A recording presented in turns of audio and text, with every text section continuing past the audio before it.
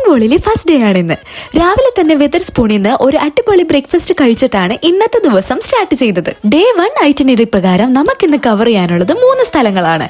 First ഡെസ്റ്റിനേഷനായ സെനൻകോവിലോട്ട് പോകാനായിട്ട് പെൻസാൻസ് bus സ്റ്റേഷനിൽ നിന്നാണ് നമ്മൾ ഫസ്റ്റ് ബസ് പിടിക്കുന്നത്. ഏകദേശം ഒരു 45 to 50 മിനിറ്റ്സ് ട്രാവൽ കഴിഞ്ഞ് നമ്മൾ എത്തിച്ചേരുന്നത് ഒരു ബ്യൂട്ടിഫുൾ സാൻഡി ബീച്ചിലോട്ടാണ്. ലാൻസനിൽ നിന്ന് ഏകദേശം ഒരു 10 മിനിറ്റ്സ് ഡ്രൈവ് മാത്രമേ ഈ സെനൻകോവിലോട്ടുള്ളൂ. കോൺവാളിലെ തന്നെ ഏറ്റവും ബ്യൂട്ടിഫുൾ ആയ ബീച്ചുകളിൽ ഒന്നാണ് സെനൻകോവ്.